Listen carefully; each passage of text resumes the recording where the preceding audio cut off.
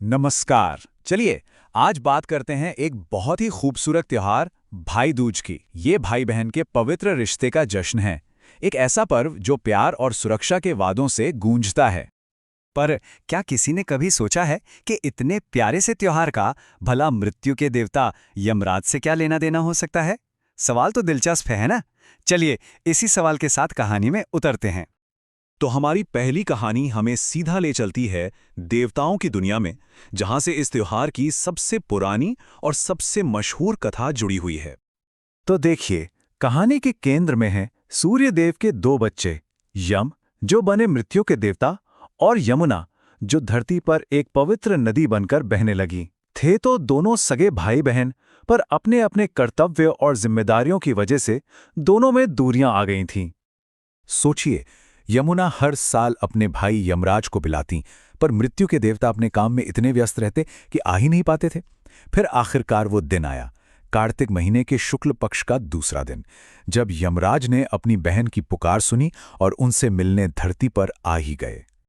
और जानते हैं, यमुना ने जिस प्यार और सम्मान से अपने भाई का स्वागत किया, बस वही आज भाई दूज की परंपरा बन गई।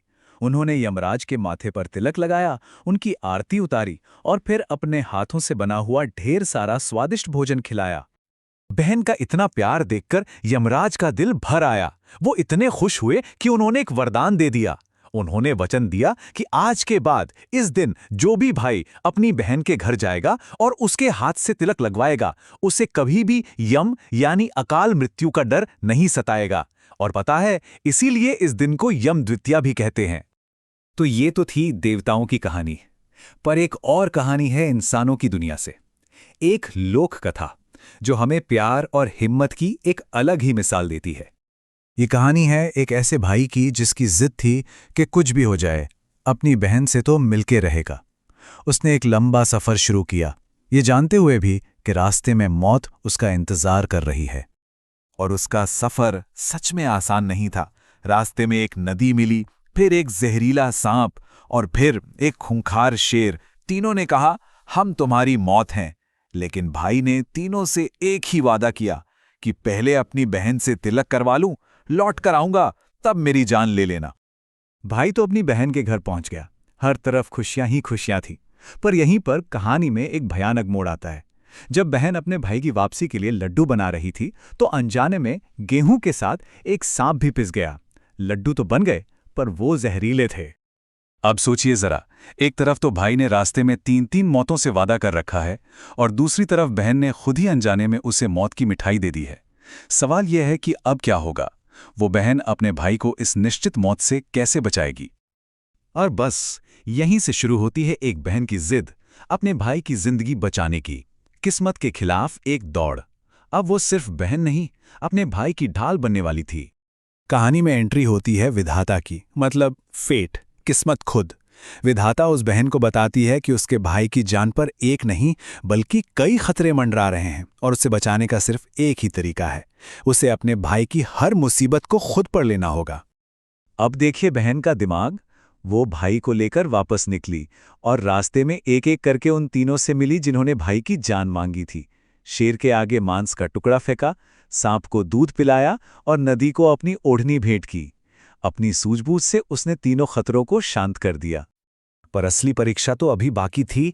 विधाता ने उसे एक बहुत अजीब काम करने को कहा था कि उसे अपने भाई को गालियां देनी होंगी, उसके हर काम में दखल देना होगा और सबके सामने पागलपन का नाटक करना होगा। क्यों? ताकि भाई पर आने वाली हर बला उस तक पहुंचने से पहले ही टल जाए। और उसने ठीक वैसा ही किया। शादी की रस्मों में उसने भाई का सेहरा छीनकर खुद पहन लिया। और जानते हैं क्या मिला उसमें? एक जहरीला सांप। बारात निकलते वक्त उसने जिद की कि भाई पीछे के दरवाजे से जाएगा और ठीक उसी पल सामने का दरवाजा ढह गया। हर रस्म में, हर खतरे के आगे वो खुद खड़ी हो गई। आखिर में, चाहे कहानी देवताओं की हो या इंसानों की, दोनों हमें एक ही जगह पर लाकर खड़ा करती हैं, प्रेम की जीत पर। एक तरफ यमराज का वो दिव्य वचन और दूसरी तरफ एक साधारण सी बहन की हिम्मत। दोनों कहानियां असल में एक ही ताकतवर सच को बयां करती हैं। तो भाई दूज सिर्फ माथे पर तिलक लगाने की एक रस्म नहीं है, ये इस गहरे विश्वास का प्रतीक है कि एक बहन का प्यार, वो प्यार एक ऐसा कवच है जो अपने भाई के लिए किस्मत से और यहां तक कि मौत से भी लड़ सकता है। और ये कहानियां हमें एक बहुत बड़े सवाल के साथ छोड़ जाती हैं। क्या हमारे रिश्ते, हमारा प्यार, एक दूसरे के लिए हमारी परवाह, क्या इनमें वाकई इतनी ताकत है कि वो हमारी किस्मत को भी बदल सके? इस पर एक बार सोचिएगा जरूर।